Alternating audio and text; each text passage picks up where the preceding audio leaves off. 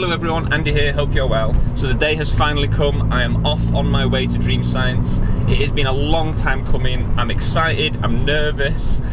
You know, it's a bit of a mixed emotions really. Hoping everything just goes well, and I'm happy and they're happy as well with the car. But it really has been a long time coming. I bought this inlet, I think it was winter 2022. So I've had it over a year, but just because of funds, but I've not been able to get the inlet painted like I wanted, and also obviously to save up because obviously I'm not just going for the inlet to be installed, I'm getting cams and a remap as well.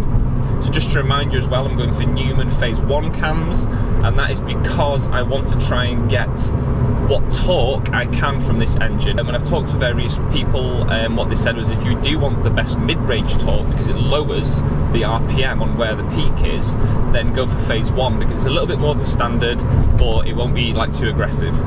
I'm quite interested, hopefully you guys are interested to see that, but also Dreamscience said they're interested to see what the results are going to be. Right, so I better concentrate now on driving to get there, because I don't know my way there, and it is a long way. So I'll catch you when I get to Dreamscience. Just got here, so I've just been talking to the guys inside, and we've just done like a big sort of run through of the car, really thorough. They've talked all about, you know, the mileage, what's been done to the car, talking about service history. So it feels pretty confident. You know, it's nice. It's had like a bit of a sort of health check. They're going to be going out. The car's just around there. They're going to be doing like a bit of a run out in the car, just make sure everything is okay. Then it's going to go on the rollers, because we're obviously going to be doing a pre-power test on the car and actually see what it's producing here. So it'll be interesting to hear what it actually sounds like before it has the mods done, and then obviously tomorrow when it's getting remapped, then we'll be able to hear what it sounds like and what power we've got.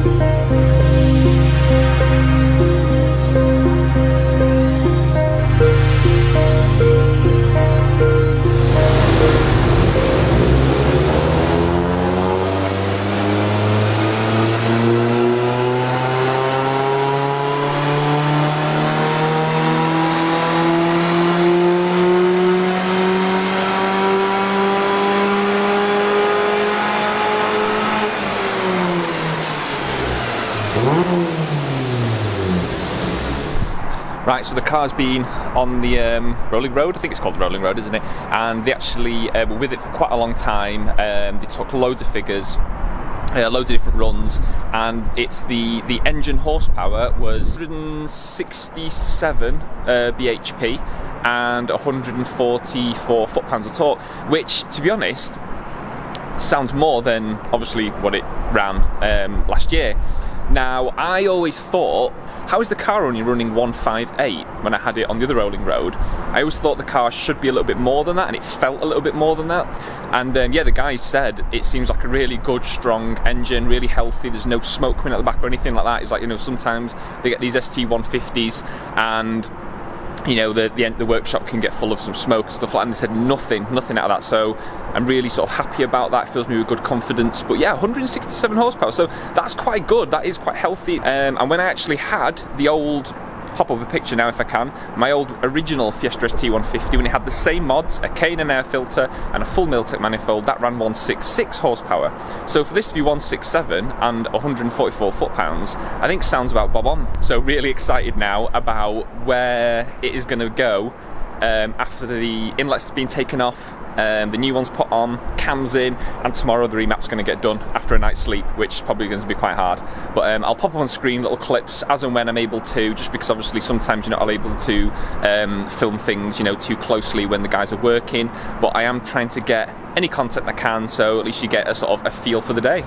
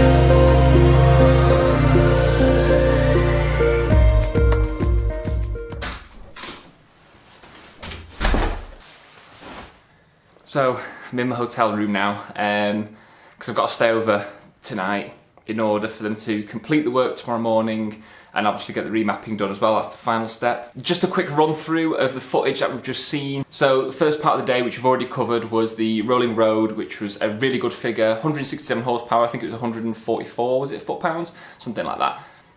That was a bit higher than where it was before, but I was thinking back, I can't remember if I mentioned this before, but when I had my very first Fiesta ST150 and it had the exhaust and induction kit on it, when I went for a rolling road with that back in the day, that ran 166 horsepower. So I think that's why I was a little bit, sort of not miffed, but a little bit sort of like, it seems like it has got more power than it is, when it was running, only showing that 158 horsepower. Because I remember contacting Miltech and, you know, saying you get 10% more horsepower and stuff like this, and I was like, well, I haven't. But yeah, so I do think that's a pretty good, accurate figure, personally.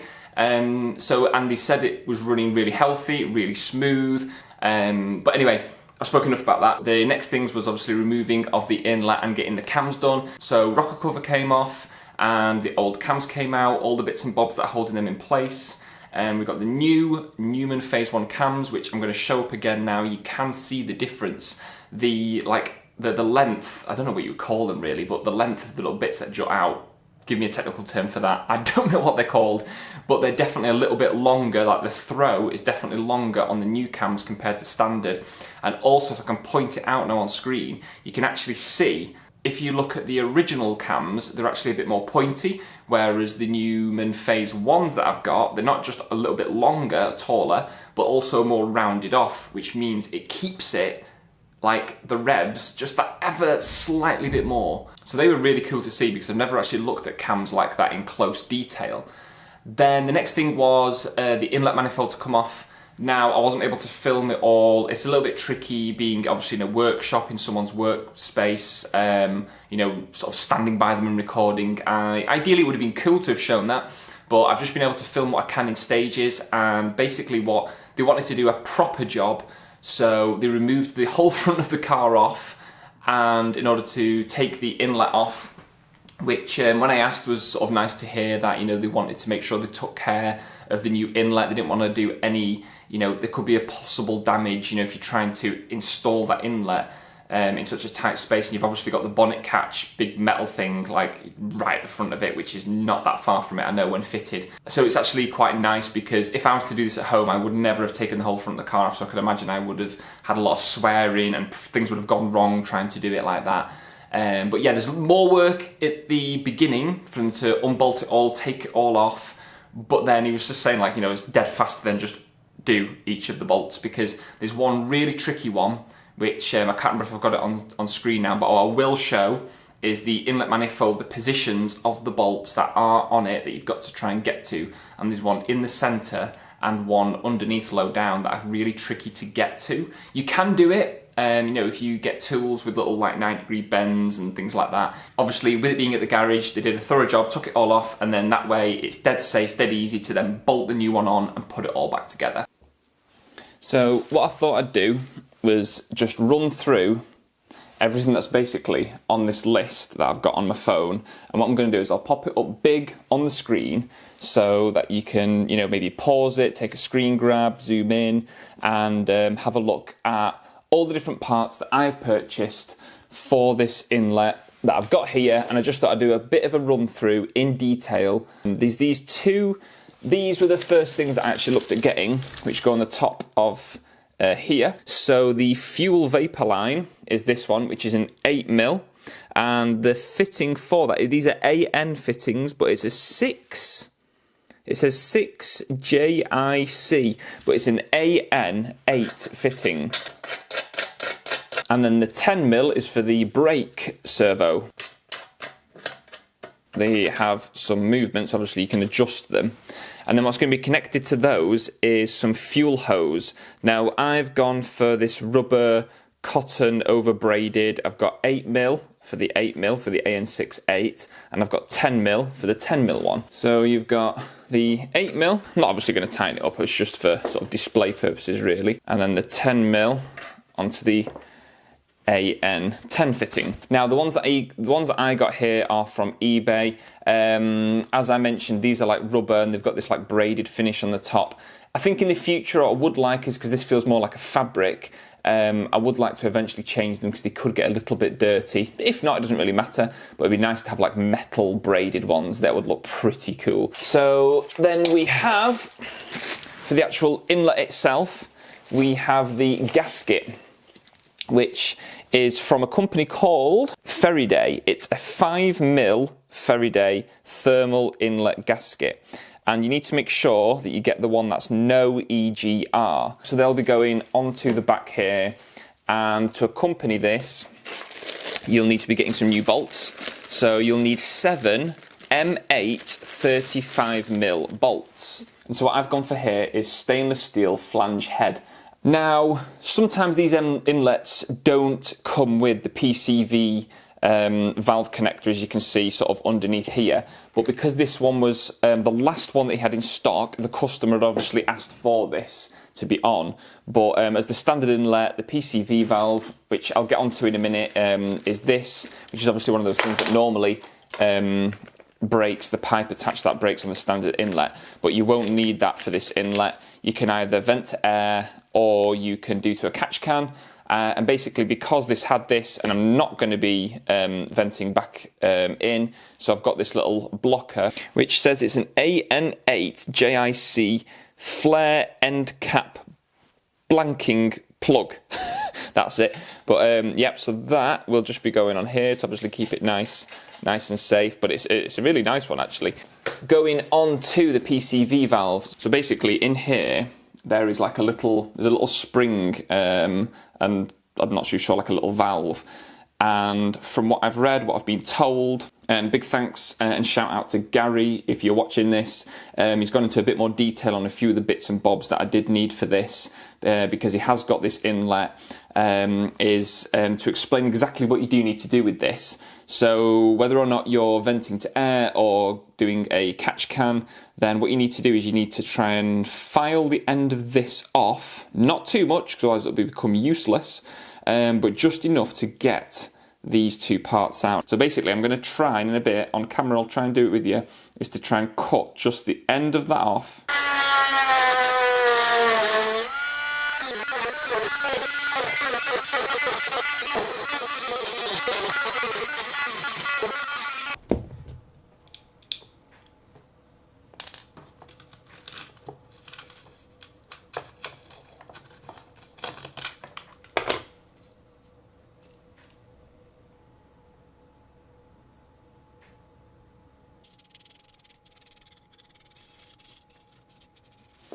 And what I'm doing is I'm just venting to air. Because I don't do many miles, then it's not something I want to mess with trying to locate and bolt in and buy a catch can. This is the cheapest, easiest way to do it. So this will be going into there, and then obviously clamp that. So then what I needed to buy was a little 16mm, breather, little filter, which obviously I can just take off, maybe once a year, every couple of years. Just check that it's not full of oil or anything like that. From what I've been told, you don't really get any oil whatsoever or vapor going into this, but it's obviously good to have this. Then I had to buy an adapter, a 16mm adapter to obviously go into here, which will then go. So obviously that's got the PCV valve on, and then this will go into there, obviously all done nice and tight and neat. And then what I'm going to be doing this is probably try and position it somewhere near one of the bottom corners of the car, probably going to be passenger side, down kind of, near the front. And the actual hose that I've got here is called a nitrile rubber smooth fuel tube petrol diesel oil line hose pipe tubing breather. So yeah, again, I will be putting the links in the description on the various parts I've bought. The only thing that there is no links to, because you have to contact them yourself, is the Ferriday gasket. So the way we left it was that the old one was off. Oh, and we also checked is it called the oil separator? That got checked. Again, he says it looks great. There's no like gunge build-up or anything like that. There was literally just a very small amount of maybe like sort of thick oil. That was it, like a very, very, very fine amount. It was like, that's in really good condition. It's a really healthy engine. So it's really good to hear. So fingers crossed for tomorrow So anyway, I have talked one hell of a lot. I'm going to chill now in the room and bright up and early to get down there so that we can finish fitting the inlet and the parts and getting it remapped so I can film all of those little bits that I can. So, see you in the morning.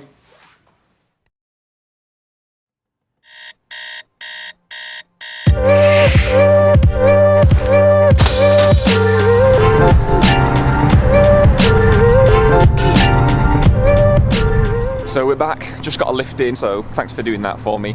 So we were here bright and early, 7 AM. The lads are dedicated to get the work done, to get the inlet fitted and obviously getting remapped as well. And if you can hear or see, there's a pretty cool Focus back there, loving the wheels. So what was quite cool, I know this is completely off topic, but when I was in Hull I went for a bit of a walk around while I was here, because I've never been, and yeah, some of the cool, like, I love the kind of old sort of architecture in the docks area. I got some pictures up now, so yeah, it was quite a nice little mini vacation, I suppose, while I was here. But anyway, I'm gonna get inside and capture what bits I can, and yeah, let's see how it goes.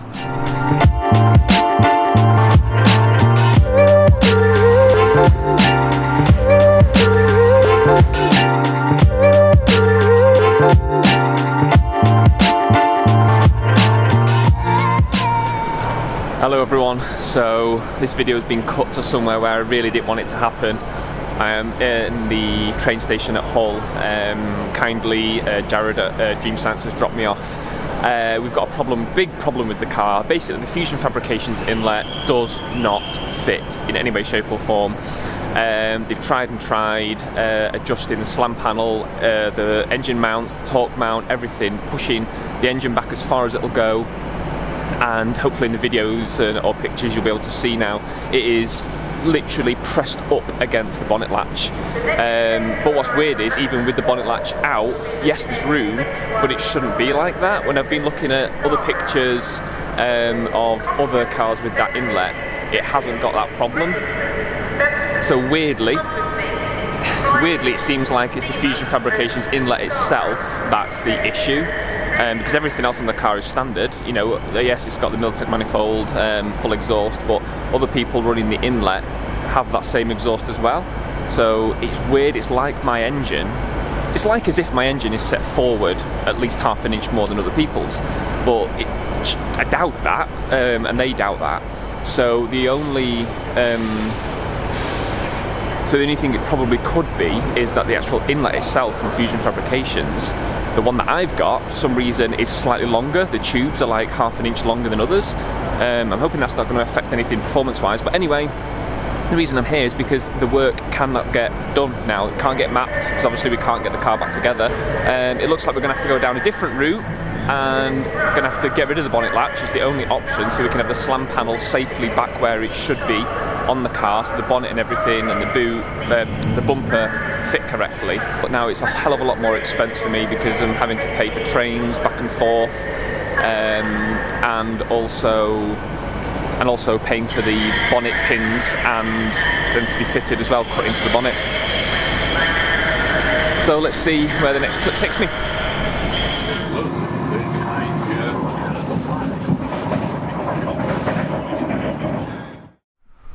Hello everyone, and you join me bright and early. This is Saturday morning now, 2 weeks later from where I left the video. So I'm just waiting for the train to get to Sheffield, and then from Sheffield I'll be making my way up to Hull. Hopefully the car is ready on the rollers and I'm going to be able to see it in action.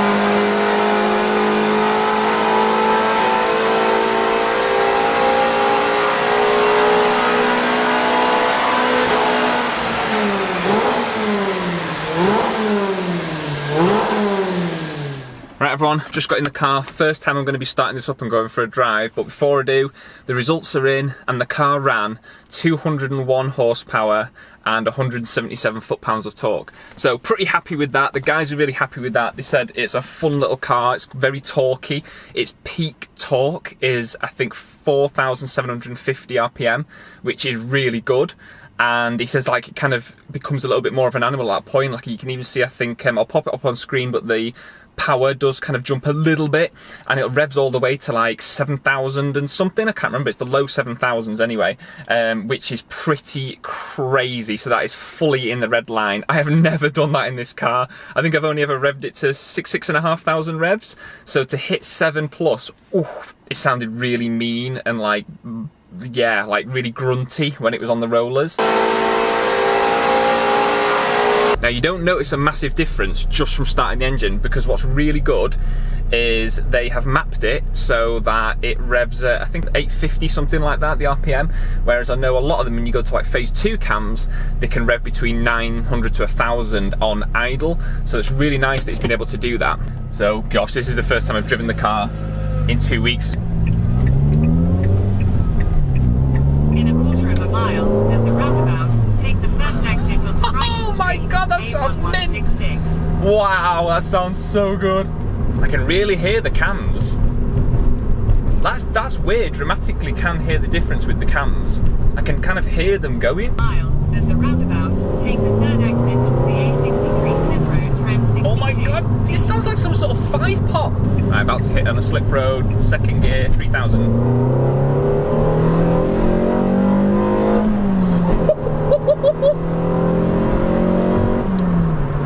That is crazy.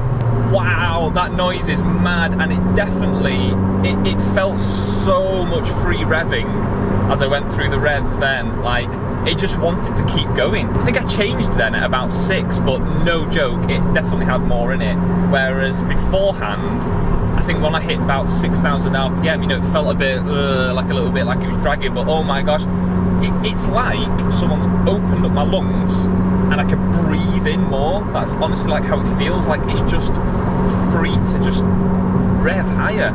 And the noise, I don't know if that came across on camera, but the best way to describe it is like a brrrr noise. It sounds awesome. One thing that I have noticed, I think I mentioned a second ago, was I can hear like the cams going like kind of ticky ticky ticky ticky ticky ticky. I can hear the cams ticking.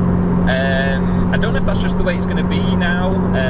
Maybe I'll get used to that, I don't know. But oh my god, that power and noise is crazy. It feels like I've got a different engine in the car. Go back down, I'll go into third. 4,000 RPM.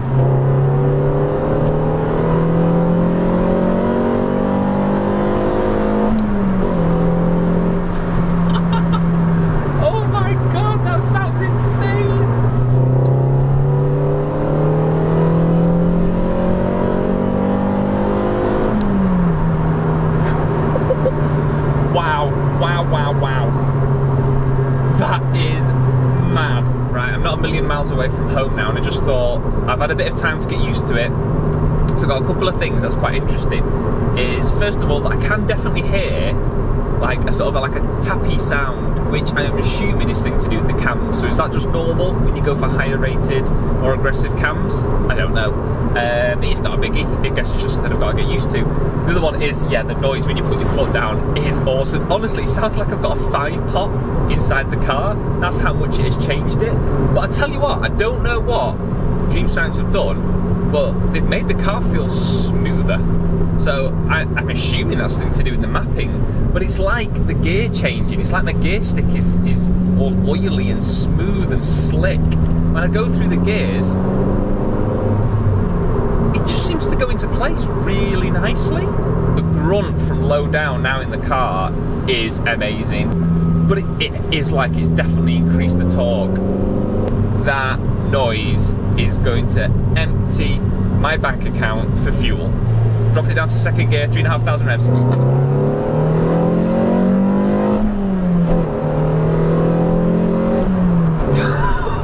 Oh my god! Wow! Oh my god! That is amazing. That noise is invigorating. That brrrr, it just sounds like I've got a 5-pot. It doesn't sound like a 4-cylinder engine. But yeah, it's like low 7,000s RPM I can sort of rev to. Right, let's do it again. Second gear.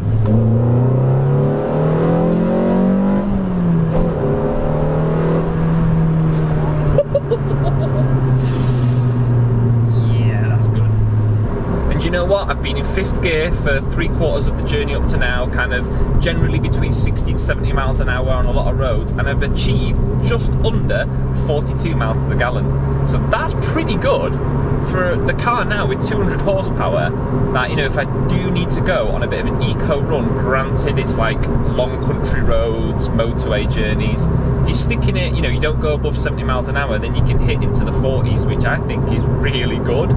Granted, when I'm putting my foot down, I am not going to see nearly half of that probably now. I'm going to have to do it again. I'm going to have to put it down a gear. Oh my god! That is so good! It has changed the car.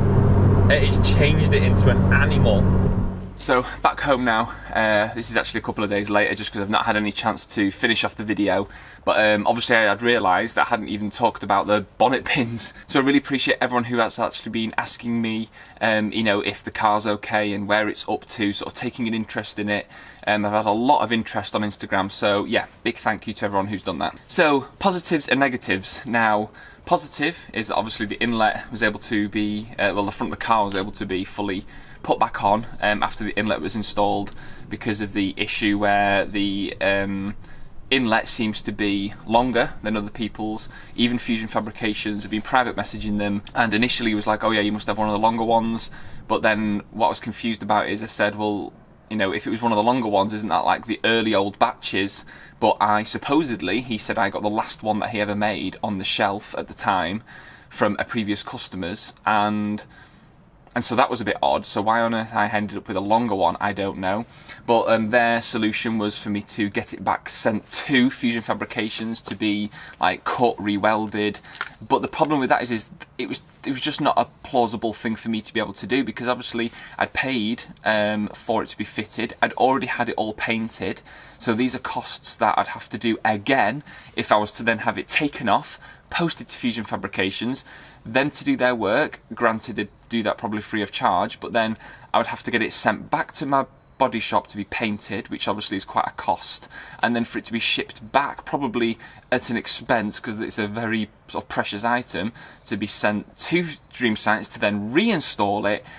That for me was just, it was too far gone by that point, and that just wasn't an option. So realistically, the only option I had was to keep it on the car. It had already been fitted, it was all installed, was to remove the bonnet latch and have bonnet pins fitted. It kind of really, for me, was the only option left. Couple of little negatives is that the front sits maybe like 3 to 5 mil, not dramatically, no one would probably notice it, but I can, that it sits slightly higher at the front than it did before.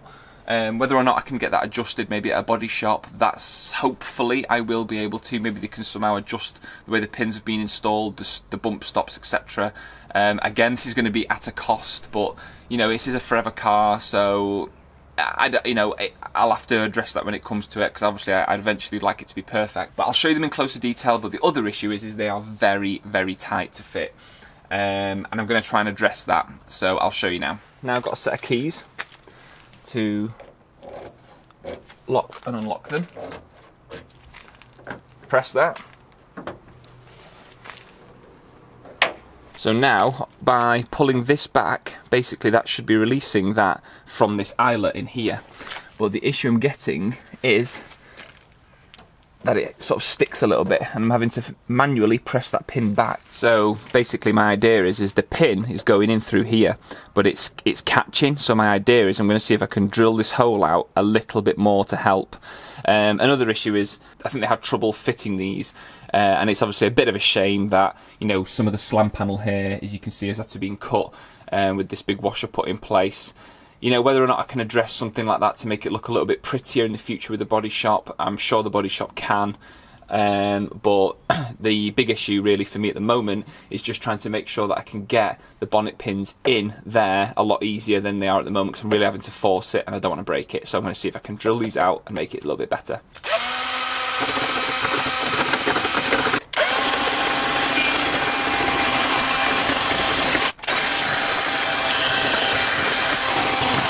Right, before I tidy all those metal shavings up, I'm just going to try and lower it and see if that's helped at all. It has. Yeah, that has helped. Oh, and the other side as well. That never used to go in and out that easily before. The sensor to let the car know that the bonnet is closed, the only thing I can think of is to remove this plug and see if I can put a resistor in to obviously sort of fake it that it thinks it's closed. You know what? I just realised as well I haven't actually shown anyone the actual inlet fitted itself. So obviously it looks really, really freaking cool. But I do like the way that that's the only bit, and I think it's complemented really nice with all the black and gold in the engine bay. I think it does look really, really smart.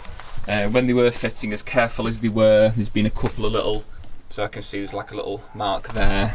It is a bit annoying, but you know, it's physically in now. Have had some right trouble, or I say Dreamscience as well, we've had some right trouble with that inlet, fitting it in. So, you know, if you are looking to get a Fusion Fabrications inlet, be warned. I've had a lot of issues with this, so you might want to contact them and see what their thoughts are on this. But you know, it's physically here, it's in place, you know, I'm not lying. There literally is no room for a bonnet catch to go in there, so I have no idea why, but for some weird reason the trumpets, the tubes on this are longer than pretty much every other one that's out there, so it's just really, really weird. So that's how it's fitted in place with all the parts that I mentioned. So obviously you can see the AN6 and the hoses going in, you've got all the bolts there. That's the one that was a bit tricky and it had to be shaved shorter and they had to put a washer on it in the end. The inlet was able to be fitted, granted they've had to hack the silicone hose a lot in order to get it to fit, and it's just up against the inside of the headlight there, but it literally is squeezed into place. I don't think it is going to, it's actually quite tight in there against the wiring loom for the headlight, so I do think that I might see if I can get maybe, I don't know, is it better to try and get a smaller cone filter? Yeah, it is a bit squished in there, got to admit. Right, so what I want to do is I'm going to try and end the video here at this point, because I've spent so long editing. There's got so much footage from this video that what I wanted to then do is, not to make it any longer, I'm going to do a separate video, a second video, where I'm going to show you all a comparison both in sound and performance in the way that I can. So I've done audio of some accelerations in the car before I had the inlet fitted and the cams, etc. And then obviously I'm going to do the same now it's all been done.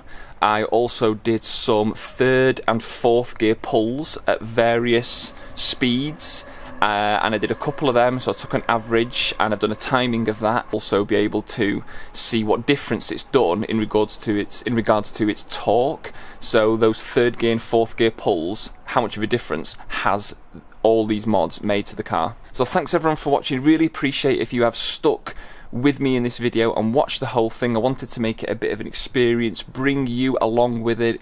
You know, it's not something I've ever done before. There's a hell of a lot of B-roll footage and effort that has gone into making this video. You know, it's a big part of the history of the channel for myself and obviously of the car as well.